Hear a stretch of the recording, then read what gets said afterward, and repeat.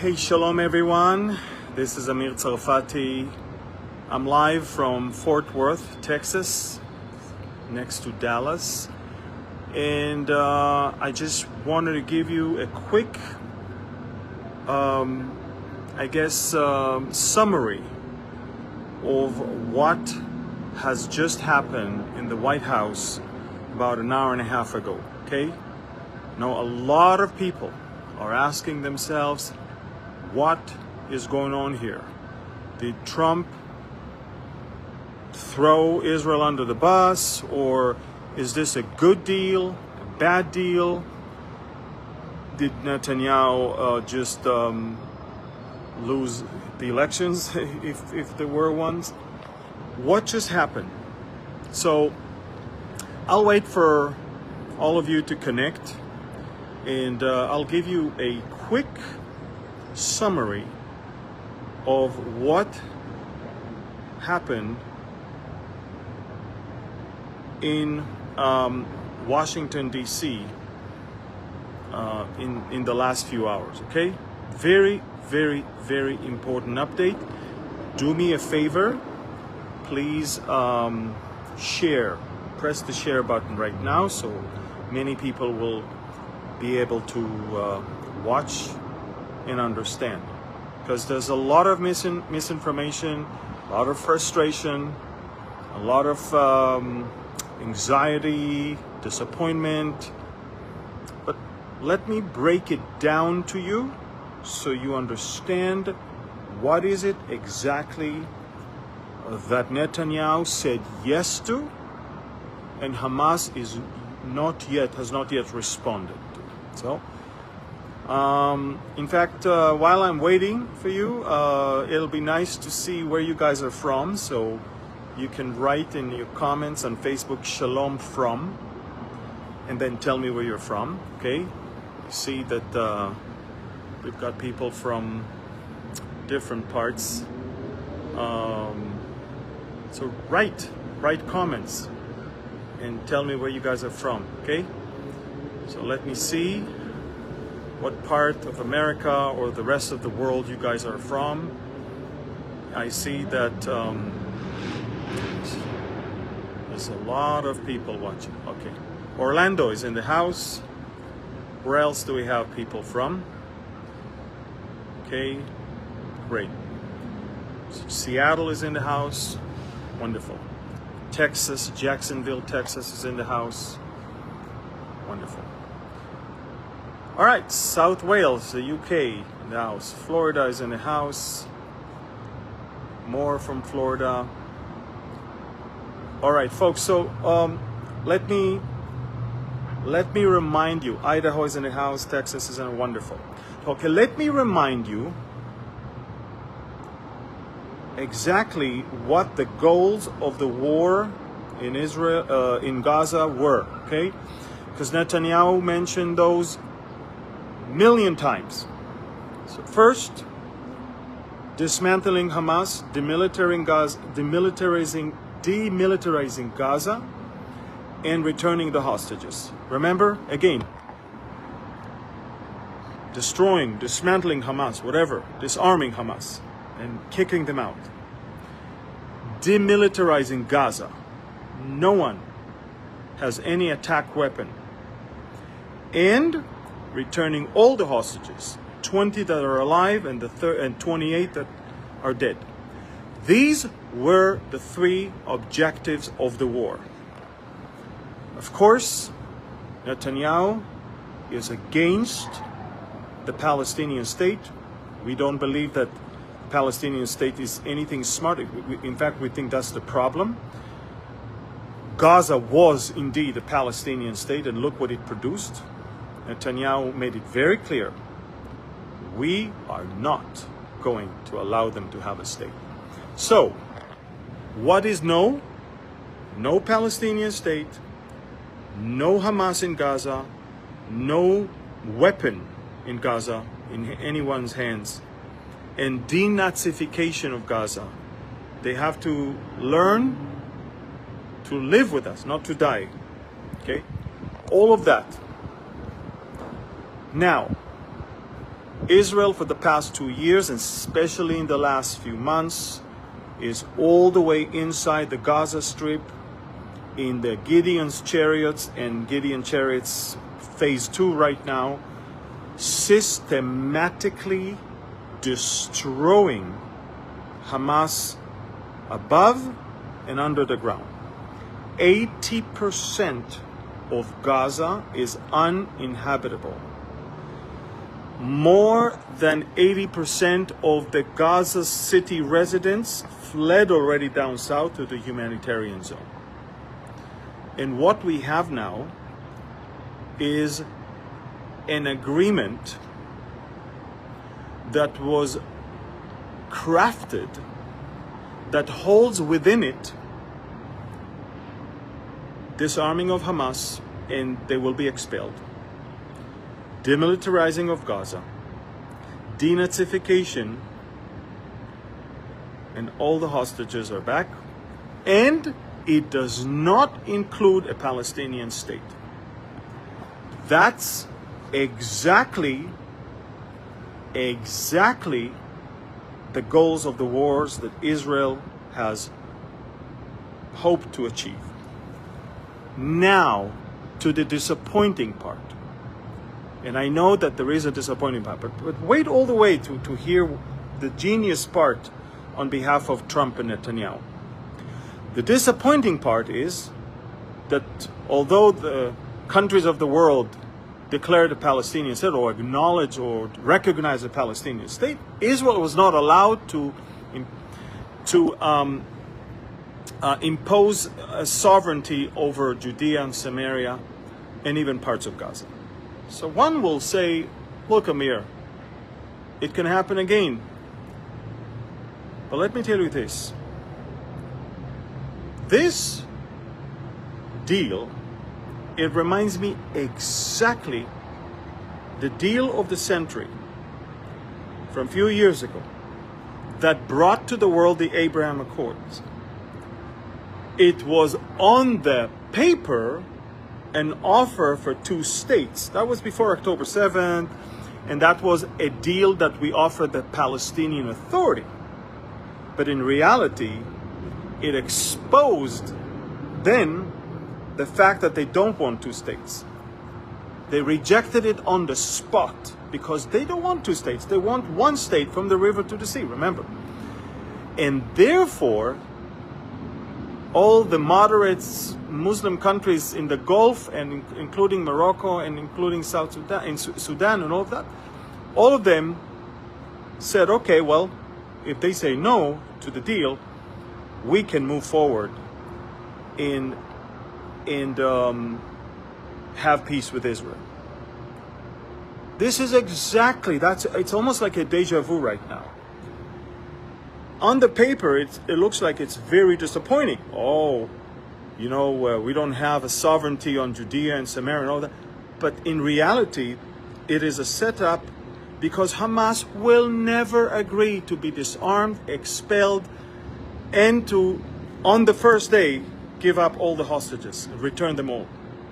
It will never happen. Just like Hezbollah will never disarm, just like Iran will never give up its aspiration for nuclear weapon. Look, Iran is now back to the harsh sanctions of the UN and the rest of the world just because Iran did not want to show the world where the stockpile of its enriched uranium.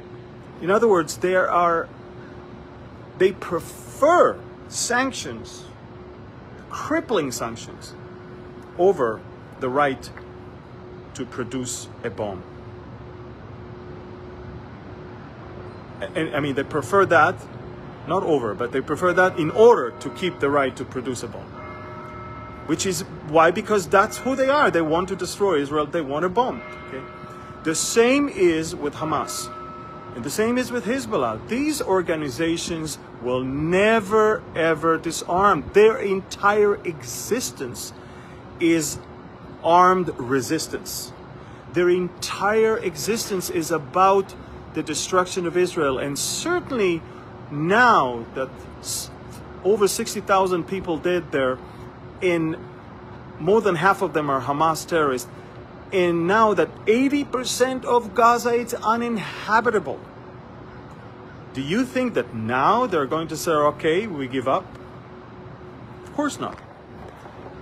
But the problem is, all the Arab countries and Europe and America are now on the side with Israel because Israel said yes.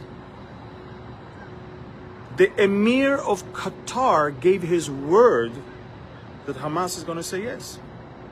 Now he's sweating, he's schwitzing.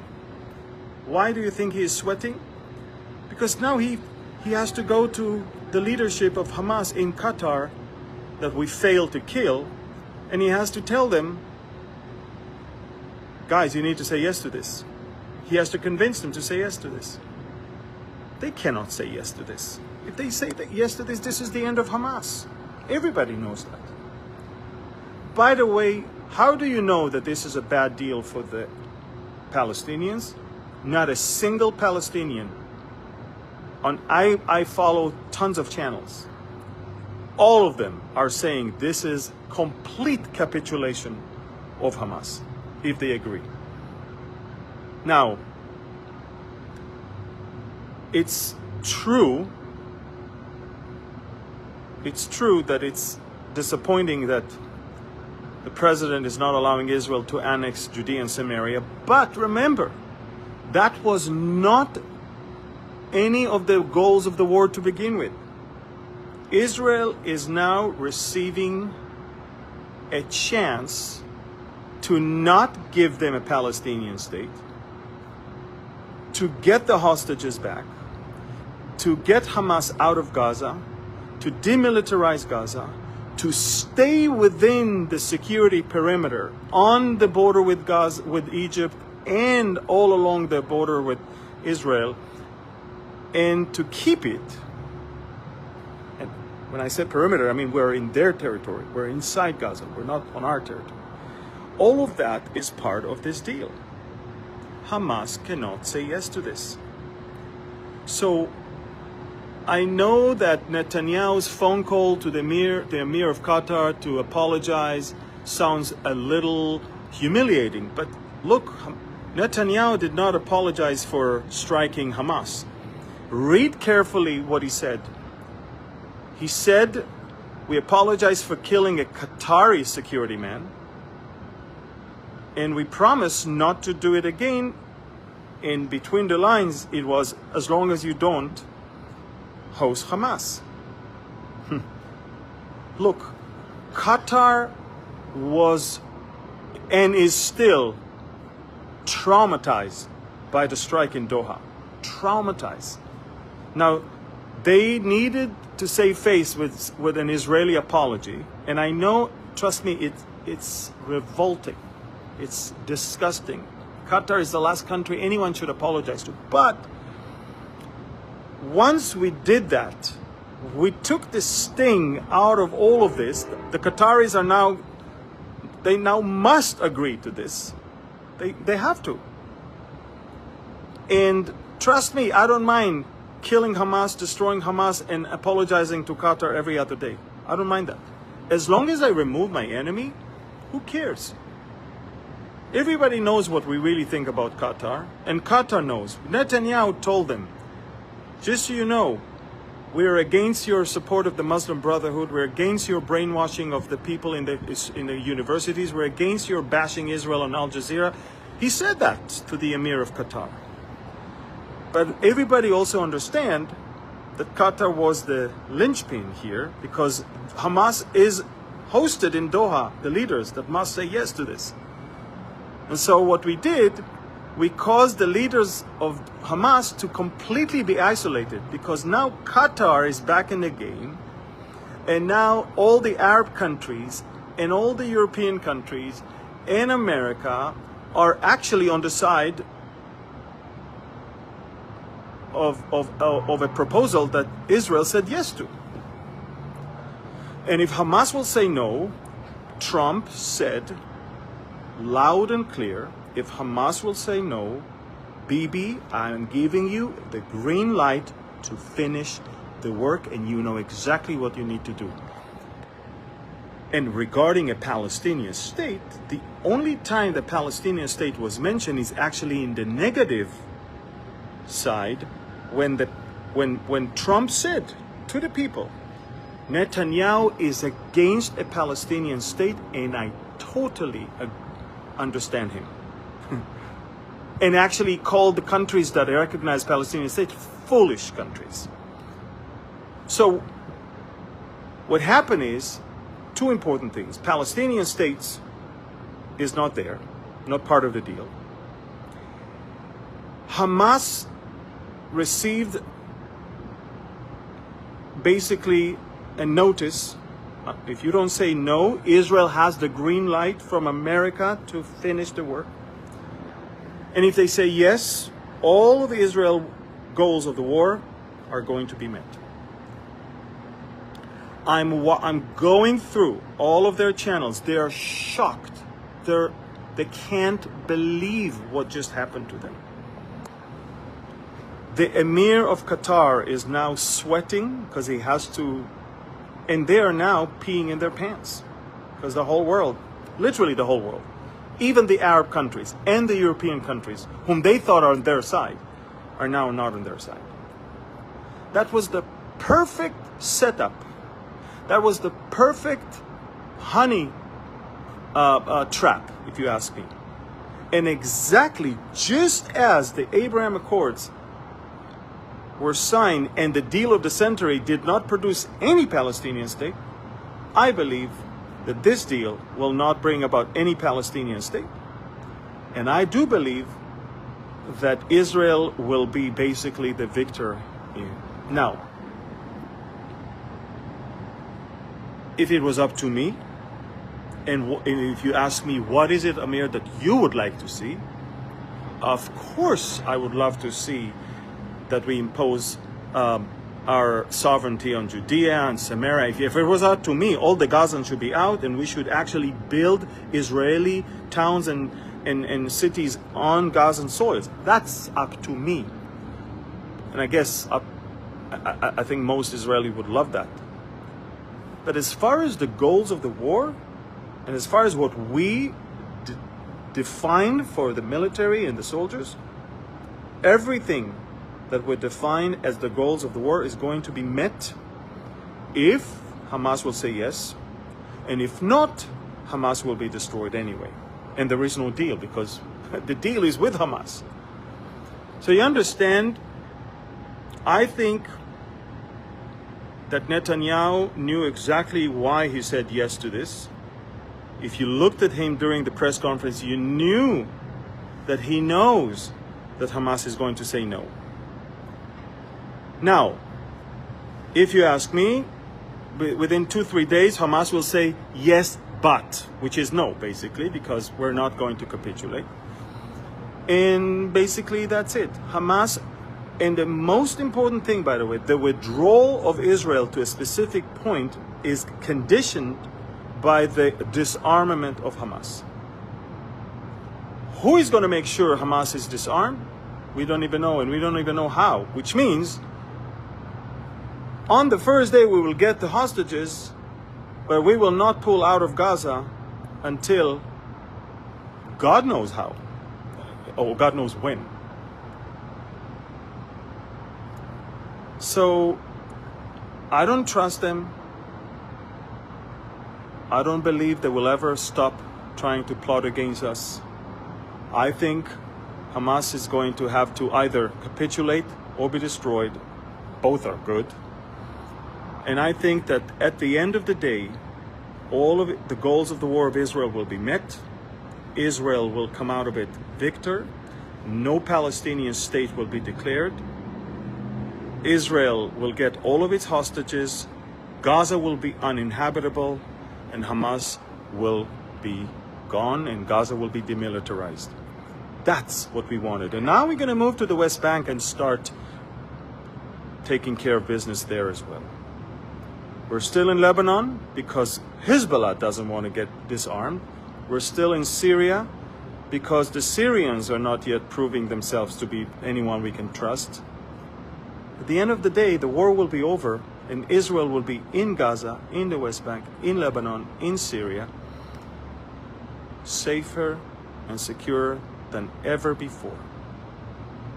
So I know that we didn't get everything we want, but I think that this was a honey trap. This was a setup. I think we managed skillfully to isolate Hamas completely. And let's see what's going to happen. Okay? Let's see what's going to happen. It's going to be interesting. But again, I don't trust Hamas. I don't trust the Palestinians. I don't trust Qatar. I don't trust any of those things. And I think that the fact that we conditioned the withdrawal with the proving that Hamas is disarmed is the key here. So we're not leaving Gaza until we make sure it's clean. This is amazing. And again, bottom line, all the hostages are back on the first day. All of them. No more games of 5 here, 7 there. Nothing. Hamas lost its leverage. It's lost its winning cards. This is it. President Trump skillfully navigated through the pressure from abroad, from within, and the attempt to make sure that Israel's interests will not be harmed. And if you ask anyone on October 7th, if you ask anyone on October 7th, 2023, if you ask anyone that if within 2 years Hamas will be out, Gaza will be destroyed, and all the hostages are back, and Gaza is demilitarized, and Israel will stay to secure the border with Egypt and all the border of Gaza, you would take that deal even two years ago. You would take it. Trust me. So we're now saying yes to it. Again, if it was up to me, if it's my dreams and my hopes and my wishes, we should annex Judea and Samaria and even Gaza. We should, but it's not yet the time, nor the climate to do that. And we're going to have to wait with that one. Until then, we have to trust that He who keeps Israel neither slumbers nor sleep. So remember that. Go to Telegram. I detailed in Telegram all the plan. Everything is there. All the information, all the videos, all the pictures. Go to my Telegram channel. I've got 630,000 subscribers. Do not follow any other Telegram channel. And last but not least, let me make it very clear. We're living in biblical times, folks. And I pray and hope that you will get a bigger, wider, broader understanding of the days in which we live right now. And I want to remind you that next week I'm launching my new book, Exploring Ezekiel. Go to Amazon. Please pre-order. Let's get that book high in the list. Let's get it on the shelves of the secular stores, and let's get the non-believers look, read, and get saved. Okay, please help me with that. Thank you. Share this video. Thank you. God bless you. And talk to you soon. Bye.